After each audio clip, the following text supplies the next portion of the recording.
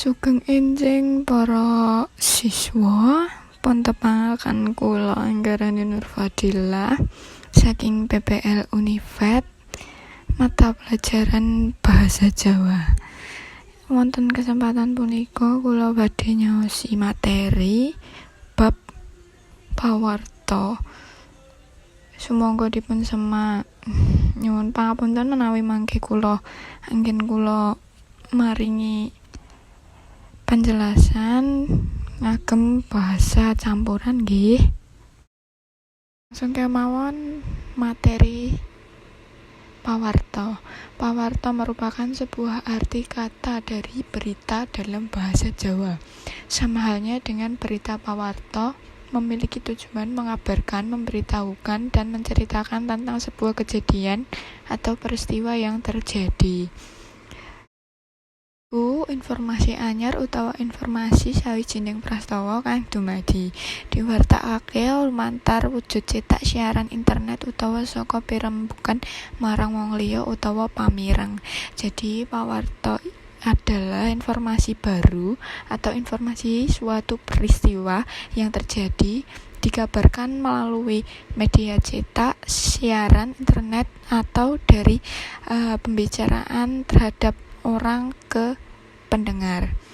Sawijining informasi kang karajik sajroning pawarta padatan ngandur informasi kang wigati utawa penting. Informasi kang wigati mau sinebut pokok informasi. Wujud informasi saka tuturan langsung bisa arupa pamacaning teks utawa nyritakake sawijining kedadéyan kang dilakoni dening sawijining pawongan utawa nyemak lumantar giaran media elektronika utawa televisi. Jadi suatu informasi yang dirancang di dalam pawarta mengandung informasi yang sangat penting. Informasi yang penting tersebut merupakan pokok informasi. Wujud dari informasi langsung bisa berupa membacakan teks atau menceritakan suatu kejadian yang terjadi oleh seseorang atau menyimak lewat media elektronika atau televisi. Supaya bisa nangkep surasane pawarta iku perlu pertama kritis yaiku ora gampang percaya lan tansah tajem sajroning analisis pawarta utawa informasi. Jadi kritis itu tidak gampang percaya dan tajam dalam menganalisis berita atau informasi tersebut. Kemudian ada kreasi. Nah, kreasi itu tansah ngupadi ndadekake informasi saka pawarta utawa informasi kang disemak minangka dasar pawarta kasebut. Jadi menjadikan informasi dari berita atau informasi yang disemak tersebut menjadi dasar dari pawarta itu tersebutlah ya pokoknya. Ukara sajroning informasi dibedakake dadi kalimat-kalimat di dalam informasi dibedakan menjadi yang pertama fakta andaran atau kalimat kang asipat nyata kang bisa kabuktekake lumantar gambar, foto, tabel, lan grafik. Jadi fakta itu kalimat yang dapat dibuktikan yang secara nyata, bisa berupa gambar, foto, tabel, dan grafik.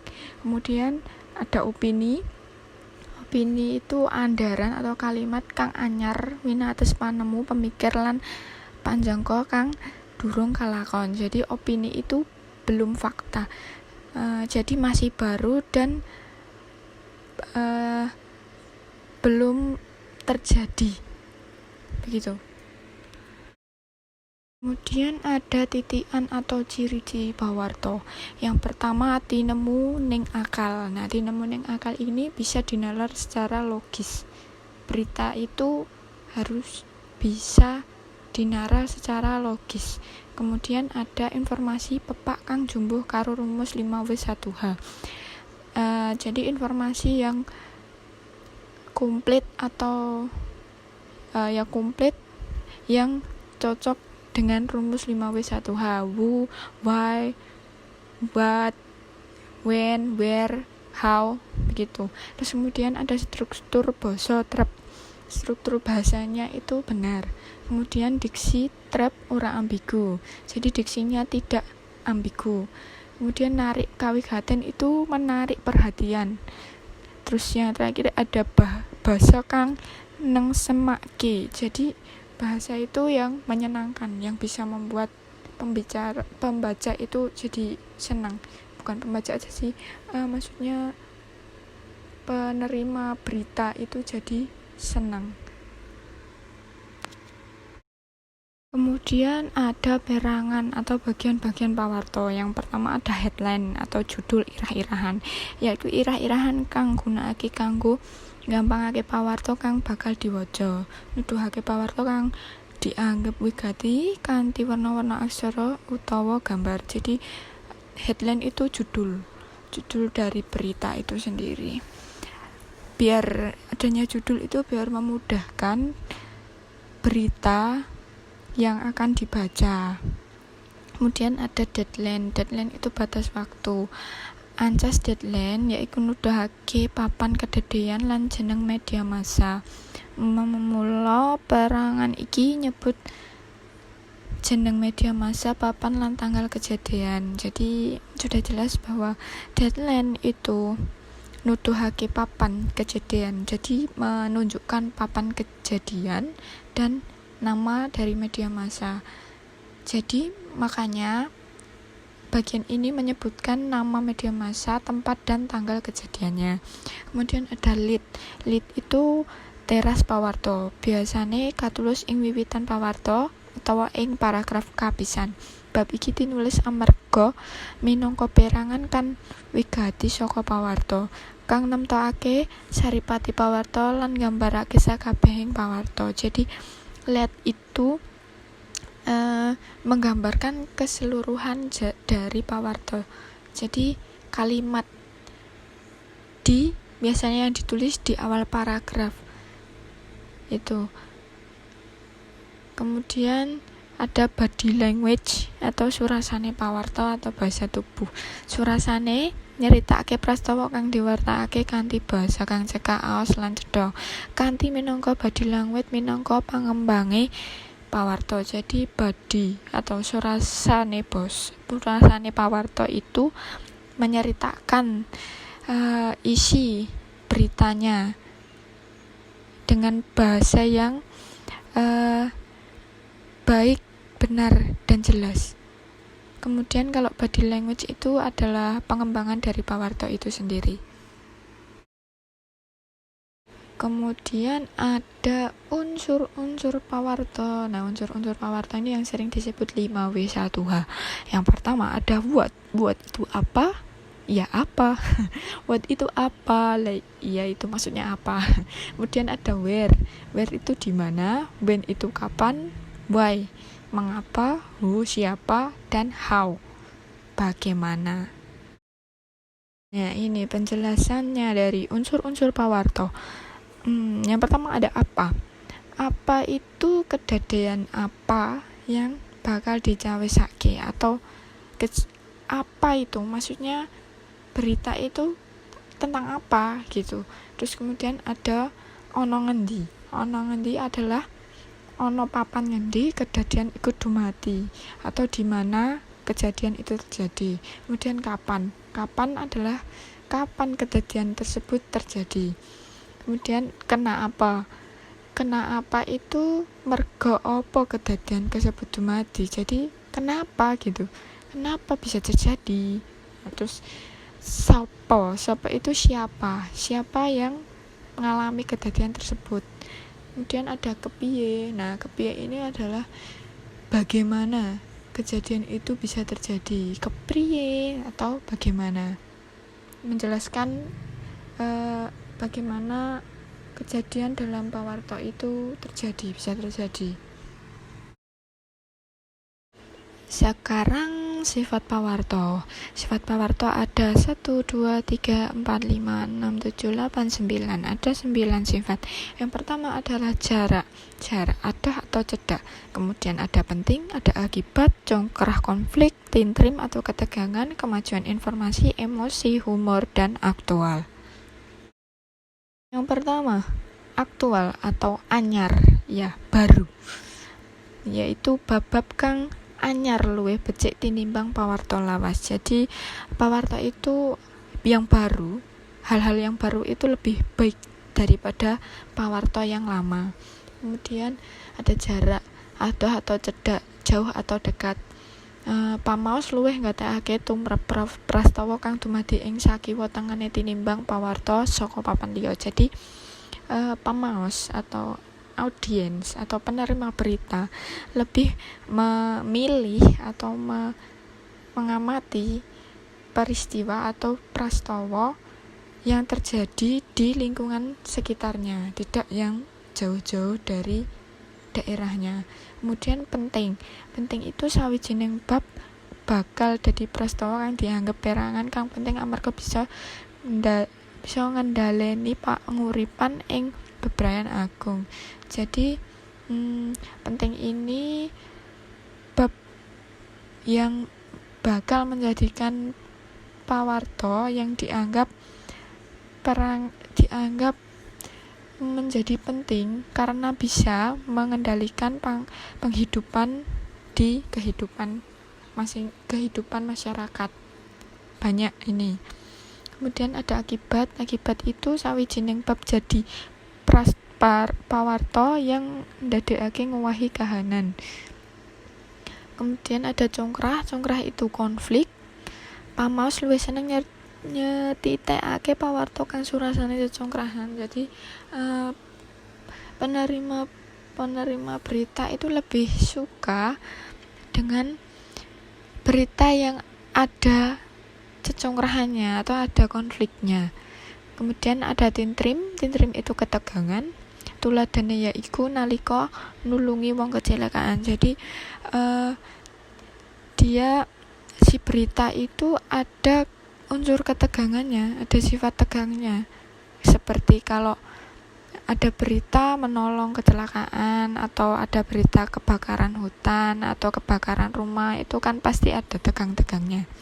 Kemudian kemajuan inovasi utawa owah-owahe teknologi pawarta kang kenian luwih menarik kawigaten pamaos. Jadi pawarta yang kekinian yang menggunakan teknologi atau lebih modern itu lebih menarik daripada yang tidak kekinian, yang maksudnya yang dulu-dulu gitu, yang masih jadul gitu, kurang menarik perhatian.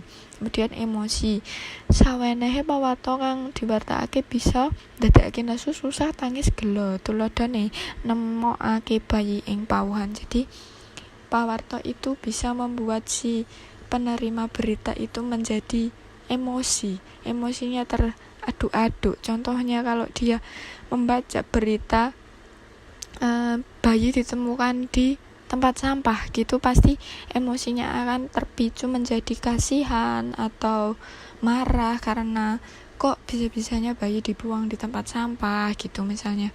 Kemudian ada humor, gawe mesem lan guyu. Jadi berita itu ada yang bisa membuat penerima berita itu menjadi tertawa, senyum, dan senang gitu mendapati berita itu tersebut.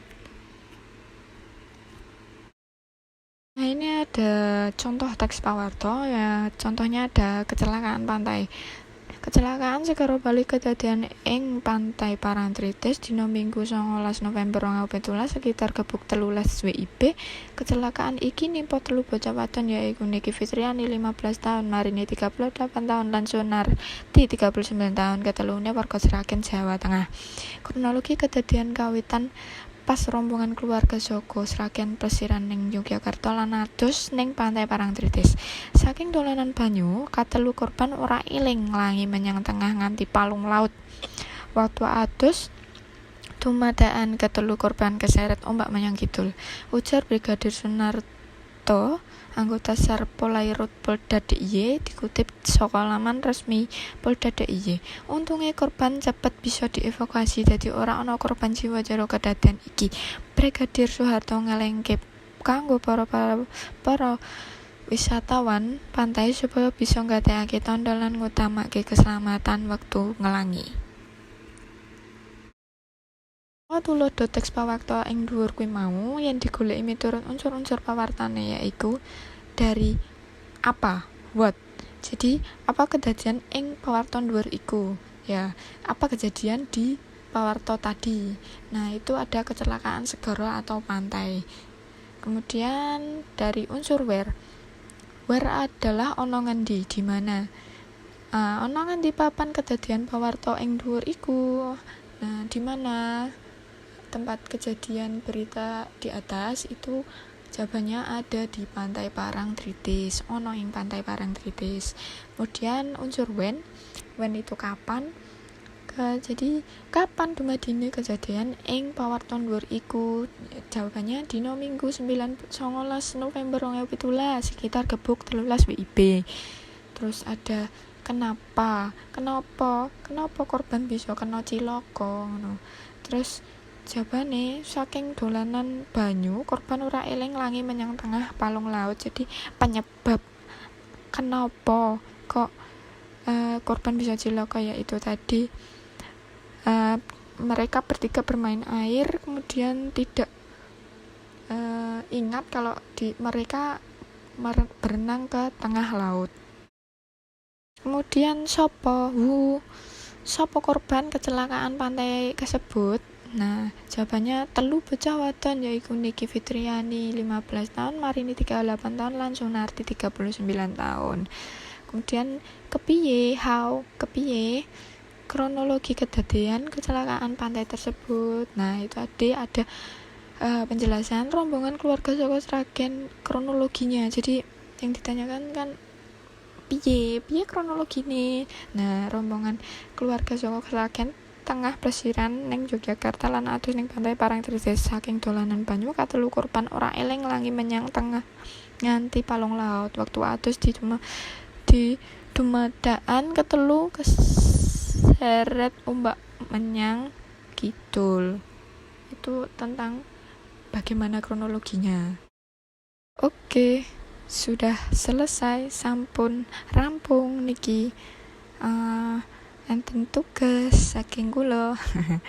Niki amati video dan carilah unsur-unsur 5W1H pada berita cegah COVID-19 polisi bubarno kerumunan massa. Nanti saya kasih video tentang ini, cegah COVID-19 polisi bubarkan kerumunan massa. Nanti para siswa mencari unsurnya yang 5W1H itu nanti bisa langsung mengamati videonya, terus dicari unsurnya. Terus tugas dikerjakan di buku tulis masing-masing. Jangan lupa diberi nama, nomor absen, dan kelas pada pojok kanan atas buku kalian masing-masing. Kemudian tugas difoto, kemudian dikirimkan via WhatsApp grup atau boleh juga chat saya pribadi gitu.